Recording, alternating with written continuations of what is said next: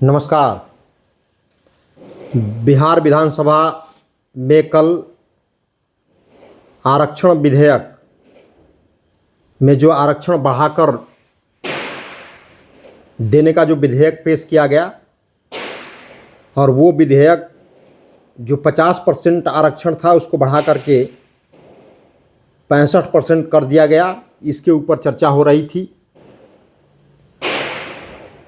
और टोटल जो है आरक्षण 65 + 10 75% का आरक्षण बिहार विधानसभा से इसको पास किया गया।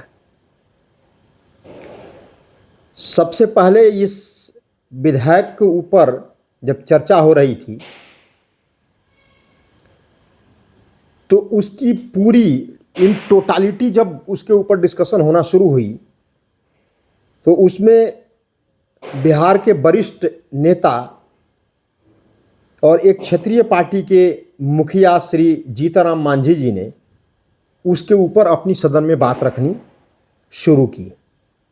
और उन्होंने बात रखते रखते यही कहा कि जो 1950 से जो बाबा साहब अम्बेडकर ने संविधान के अंदर में आरक्षण का जो प्रावधान लाए, उस आरक्षण से किन किन लोगों को फायदा मिला और उस आरक्षण से कितने लोग उससे लाभान्वित हुए, उसकी समीक्षा करने की वो बात कर रहे थे। वो ये कह रहे थे कि 1990 से जो मंडल कमीशन लागू हुआ तब से आज तक मंडल कमीशन में किन किन लोगों को फायदा मिला उसकी बात कर रहे थे। वो कह रहे थे कि ये और इस विधेयक का सभी ध्वनि मत से पारित किया गया, सबने समर्थन किया, चाहे वो पक्ष के लोग हों या विपक्ष के लोग हों। लेकिन डिस्कशन के दौरान इस आरक्षण से किसी को कोई मतभेद नहीं है, कोई सदन में कोई भी इसका विरोध नहीं किया।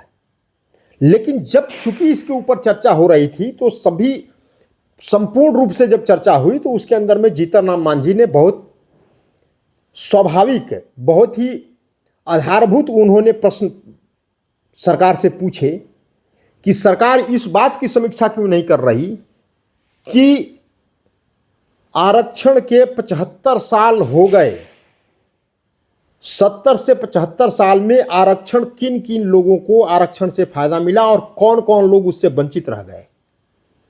इसका डेटा सरकार इकट्ठा करे और इसकी धरातल पे बात करे, तब तो आरक्षण लागू करने की बात है। अदरवाइज ये बढ़े हुए आरक्षण का भी क्या फायदा, अगर जो पहले से जो आरक्षण है उसी का लाभ अगर नहीं मिला लोगों को तो बढ़ाकर आरक्षण, आप पेपर पे आरक्षण बढ़ाते रहिए, जब तक लोगों को फायदा नहीं मिलेगा तब तक बिहार आगे नहीं बढ़ सकता। उन्होंने एक ही वाजिब और बहुत ही गंभीर प्रश्न उठाए। लेकिन बीच में जब वो सदन में अपनी बात रख रहे थे, बीच में बिहार के मुख्यमंत्री नीतीश कुमार जी ने खड़े होकर और बीच में टोकते हुए उनको अनाप शनाप और अपशब्द, जो अमर्यादित भाषा है, एक बुजुर्ग विधायक के लिए उन्होंने सारा कह डाला। उन्होंने पागल तक भी करार दे दिया। वो तू तड़ाक पे उतर आए, गाली गलौज की भाषा पे उतर आए। इससे ये पता लगता है कि नीतीश कुमार जी के मन में दलितों के प्रति कितना द्वेष है। ये लोग आरक्षण की तो बात पेपर पे कह रहे हैं, इसी मैं बार बार ये कहता हूं कि इनके इस आरक्षण के पीछे, इस जातीय गणना के पीछे इनकी कुटिल सोच है, इनकी दूषित मानसिकता है, जिसकी सोच ये इनके शब्दों में परिलक्षित हो रही है। एक सीनियर नेता जो एज में मुख्यमंत्री नीतीश कुमार जी से बड़े हैं, जो नीतीश कुमार जी से पहले उन्होंने ग्रेजुएट किया हुआ है, वो बिहार के पूर्व में मुख्यमंत्री रह चुके हैं और वो दलित के नेता भी हैं, महादलित। लेकिन ऐसे लोगों को जो नीतीश कुमार जी के पार्टी में ही से ही वो निकल के अपना अलग पार्टी बनाए, तो वो उन्होंने अगर इस तरह की एक प्रैक्टिकल अगर बात कही और बिहार के हित में वो बात कही, वो दलितों के हित में बात कही, उन्होंने पिछड़ा अति पिछड़ा के हित में बात कही कि जो पहले से ही दबे कुचले हैं उनको इस आरक्षण का फायदा नहीं मिला। इसकी समीक्षा करने की जरूरत है, इसकी विश्लेषण करने की जरूरत है। और बाबा साहब अम्बेडकर ने भी कहा था कि हर 10-15 साल में इसकी समीक्षा होनी चाहिए। यही बात जीतनराम मांझी जी ने कही। नीतीश कुमार जी अपना आपा खो बैठे और मांझी जी को उन्होंने अनाप शनाप अपशब्द तू तड़ाक की भाषा पे उतराए। मैंने तुझे बनाया। अरे कोई भी मुख्यमंत्री जो वो पूरा उसका उस जो बड़ी पार्टी होता है वो गठबंधन का के पूरे नेता चुनते हैं, किसी एक व्यक्ति से मुख्यमंत्री नहीं बनाया जाता। क्यों लोकतंत्र को शर्मसार कर रहे हैं नीतीश बाबू? आप लोकतंत्र को जिंदा रखने के लिए काम कीजिए, लेकिन आपकी भाषा जिस तरीके से ये भाषा इस्तेमाल हो रही है, और ख़ास करके एक वरिष्ठ नेता जो दलित का बहुत बड़ा नेता है बिहार में, जो महादलित जो मुसहर जाति से आते हैं, उनका इस तरह भरी सदन में आपने जिस तरीके से अपमान किया है ये बहुत ही निंदनीय है। और इसकी कितनी भी निंदा की जाए वो कम है। आपको इस पे माफ़ी मांगनी चाहिए। और ये दर्शाता है कि जनता दल यूनाइटेड और राष्ट्रीय जनता दल के अंदर दलितों को हमेशा शोषण किया गया है, दलितों को अपमानित किया गया है, दलितों का वोट ठगा गया है बिहार के अंदर। आप लोगों ने ठगा है दलित के नाम के ऊपर और अति पिछड़ा और पिछड़ा के राजनीति करके। उसको जब जीतनराम मांझी ने आपकी इस मंशा को उजागर करना, एक एक करके उजागर करना शुरू किया, तो आप तिलमिला गए। और आपकी तिलमिलाहट से ये पता लगती है कि आप कितने गुस्से में हैं और आप अपना मानसिक संतुलन खो रहे हैं। क्या यही सामाजिक न्याय और समाजवाद है जिसका आप लोग ढिंढोरा पीटते हैं? और आप और लालू प्रसाद यादव जी, सामाजिक न्याय में क्या एक महादलित के नेता को अपमानित किया जाएगा सदन में? यही सामाजिक न्याय की परिभाषा है? क्या सदन के अंदर में एक महादलित नेता को तू तड़ाक करके क्या यह समाजवाद की परिभाषा देना चाहते हैं आप? यही समाजवाद है जो लोहिया जी ने और जयप्रकाश नारायण जी ने ये जिस समाजवाद की नींव रखी, क्या वो वही समाजवाद वाकई में दिख रहा है? नहीं, समाजवाद के नाम पे सिर्फ ढोंग किया गया और इसके अलावा और कुछ नहीं किया गया। नीतीश जी जब ये अपशब्द बोल रहे थे तो जो वो सदन के जो स्पीकर हैं, जो सदन के अध्यक्ष थे माननीय अवध बिहारी चौधरी जी, उनकी कुटिल मुस्कुराहट वहां देखने को मिली। तो इससे साफ पता चलता है कि ये जो विधानसभा अध्यक्ष अवध बिहारी चौधरी जी हैं, ये राजद कोटे से स्पीकर हैं। और उनकी जो कुटिल मुस्कुराहट जो दिख रही थी जब नीतीश कुमार जी अपशब्द बोल रहे थे, इससे ये पता लगता है कि राष्ट्रीय जनता दल और जनता दल यूनाइटेड दोनों मिल करके दलितों का शोषण करती आई है, दलितों को अपमानित करती आई है। दलितों का कोई इनके मन में किसी तरह का कोई आदर नहीं है। दलितों का वोट लेना है और दलितों को बेवकूफ बनाना है, दलितों को ठगना है, दलितों को धोखा देना है और दलित नेता को अपमानित करना है भरे विधानसभा में। यही इन लोगों की सामाजिक न्याय और समाजवाद की परिभाषा है।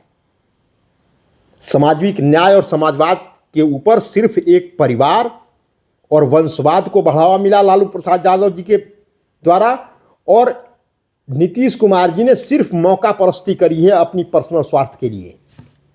कुर्सी से जो चिपकने का इनका जो एक मंत्र है, उसी मंत्र को लेकर चले हैं, चाहे वो दलित हो, शोषित हो, पीड़ित हो, वंचित हो, वो महादलित हो, पिछड़ा हो, अति पिछड़ा हो, उसका ही सिर्फ इन लोगों ने सामाजिक न्याय के ऊपर सिर्फ शोषण किया है, इसके अलावा कुछ नहीं किया है।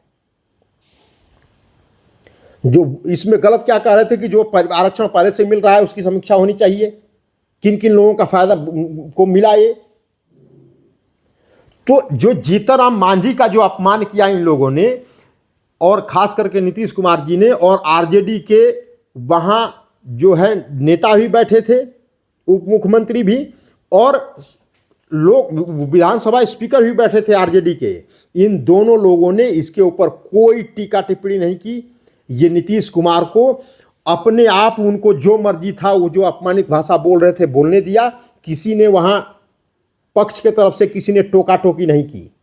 इससे दर्शाता है कि दलित का अपमान दिनों दिन बिहार में 1990 से और आज तक 33 सालों में जिस तरह से होते आया है, अब दलित इनका अपमान नहीं सुनने वाला, क्योंकि दलित अब जागरूक हो गया है। लोग अब जागरूक हो रहे हैं, अपने चीजों को पूछ रहे हैं, अधिकारों की मांग कर रहे हैं। और जब अधिकारों की मांग करते हैं तो इनका ये अपना आपा खो बैठते हैं। इसका मतलब ये है, क्या ये नहीं है कि ये अपना मानसिक संतुलन खो बैठे हैं, या ये अपने अहंकार के, सत्ता के अहंकार में इतने चूर हैं कि वो किसी को अपने आगे नहीं समझते।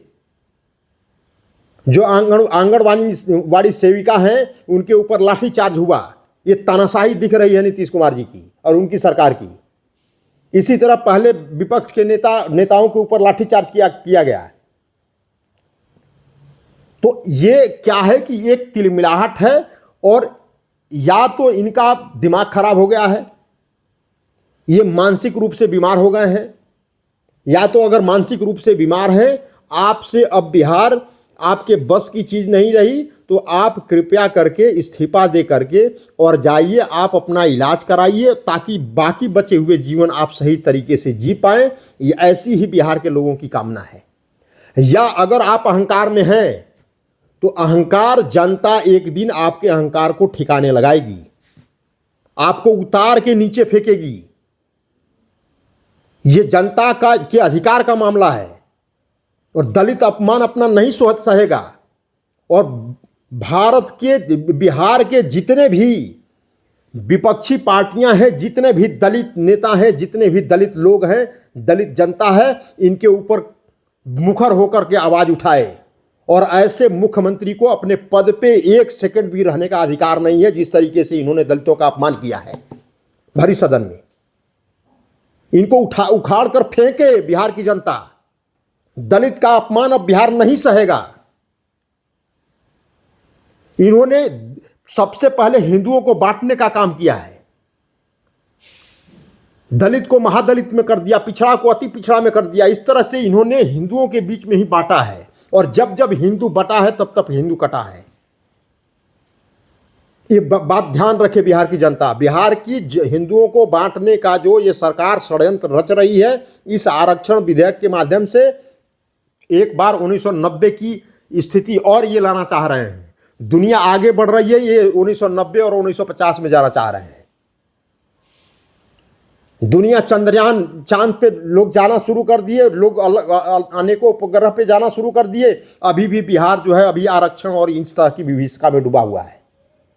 क्यों? क्योंकि राजनीति अपनी बचानी है, ये राजनीति कर रहे हैं, और जनता इसको समझ ही नहीं रही कि अपने पर्सनल स्वार्थ के लिए ये सारी चीजें की जा रही है। मात्र ये अपनी राजनीतिक जमीन को बचाने के लिए आरक्षण विधेयक लेकर आ रहे हैं, और हिंदुओं को ये बांट रहे हैं। हिंदू अब बंटने वाला नहीं है, क्योंकि जब जब हिंदू बटा है तब तक हिंदू कटा है। इसीलिए मैं बिहार की जनता से ये मैं अनुरोध करूंगा कि बिहार की जनता, जिस तरीके से दलित का अपमान विधानसभा में हुआ है, जिस तरह से बिहार की जनता का अपमान बिहार सदन में हो रहा है, और जिस तरीके से बिहार के हिंदुओं को सदन में बांटने का काम किया जा रहा है, इस षड्यंत्र को समझे और इनको उखाड़ फेंकने का मन बनाए, क्योंकि ऐसे लोगों को अपने पद पे एक मिनट भी बने रहने का अधिकार नहीं है। इन्हीं शब्दों के साथ नमस्कार।